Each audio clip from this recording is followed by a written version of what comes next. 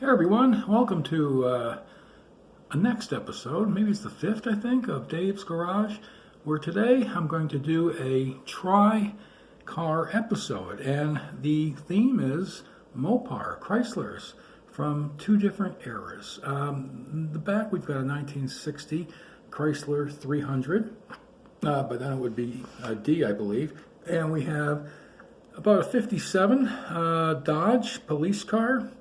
And we have today's police car of choice, except it's not in police car form, the Dodge Charger. So let's get started on this era. As you know, we've already done the Eldorado, the Corvette, the GTO, and the 74 Impala with the 61 Impala 409 waiting in the wings. So here we go. We start with the current Charger, which is a car that kind of came by surprise in life.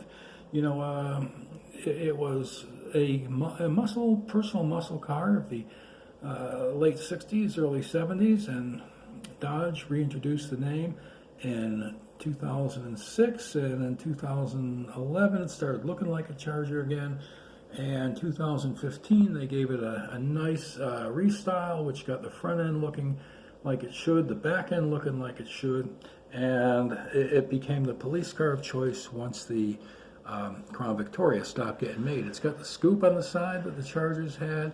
It's the front end almost looks like it could be Plymouth, like a 71 Plymouth, but neither here nor there. It has Chrysler, look written into it, and it's become the police car that you see everywhere because it's a four-door sedan. I mean, you can, I don't know if it's body on frame, but you can definitely, use these well. Fits people in there. It's got nice performance. It's rear drive. And back in the day, in the heyday of Dodge, well, maybe it's still the heyday, but really not. You had the finned Dodge, I don't know if it was a Lancer, what they might have called it, but the fact is that this was the forward look in sedan form. Basic form, it was nothing fancy. If you were going to buy a car yourself, you'd want the two-door hardtop or the four-door hardtop, but I don't know if these are in much proportion to one another, but as you can tell, style has not gone away from cars, it's just changed. And then you've got the 60 Chrysler 300. Now, there was a car that supposedly had an all-new style of build to it, unit body or whatever, compared to body and frame for the year before, but it looked the same. I don't know what goes with that. I don't know the particulars in switching from one form to the next, but it was a car that kept its fins a little bit past the fin era. GM decided that fins were no longer going to be getting bigger. They really couldn't make them bigger at GM after the 59 Cadillac, and Chrysler kept its fins, and the 300 was its performance model, and they were letter cars, and again, these two cars were the same basic idea, forward look fins, and the 62 they actually made a big mistake over at Chrysler, and they downsized the cars. They had heard that GM was going to downsize their cars, and they downsized the Chrysler, Plymouth, and Dodge, and apparently what they had heard was about the Chevy too. But GM did downsize their cars for 61, so it's hard to say, but it was a big mistake, and the big cars came back in 65, and as in the car world, things turned out all right. The smaller full-size became their mid-size, which some people consider full-size still, but are really mid-size, based on the dimensions, because why would the car of the same dimensions sold by GM be mid-size and then full-size at Chrysler, especially when they already had, or by then had, a full-size, that went bigger. But neither here nor there. Everything tends to work out. And here, what we've got is a trio of Mopar cars. Now, Chrysler was the number 3 car maker, and recently it's been sold to Peugeot. They become on a wild roller coaster ride. The company was bought by Mercedes in 1998. It was sold to a holding company in 2007, bought by Fiat, an Italian company. So they went from Germans to Italian in 2009. very successful run with them, but the curtains were closing. Now they went with the French. What will happen with Chrysler as a French subsidiary?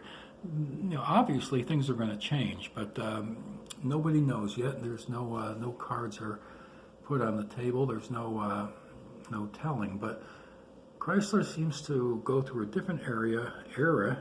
With every decade. There was the aero look of the Chrysler Airflow. Then there was the woody look in the 40s. The Airflow, of course, in the 30s.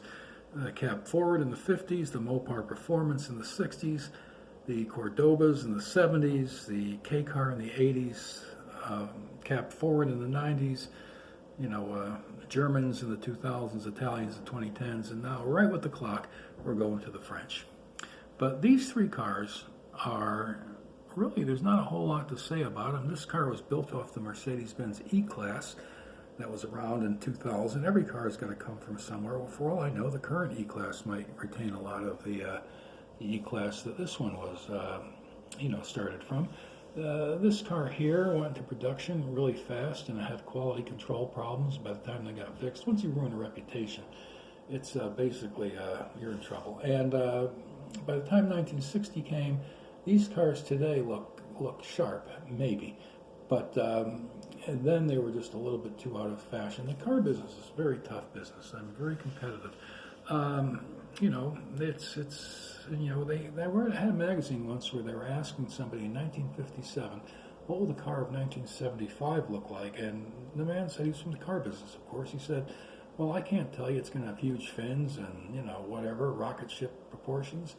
He said it will be whatever the market wants it to be. He says what we make and sells, we make more of, and what doesn't sell, we make less of, and it will be whatever the market indicates they appreciate, and that's really the case. So this Dodge looks nice, and this Dodge looks nice, and from our era, we might say, they used to change this one every year or two, but the fact is that.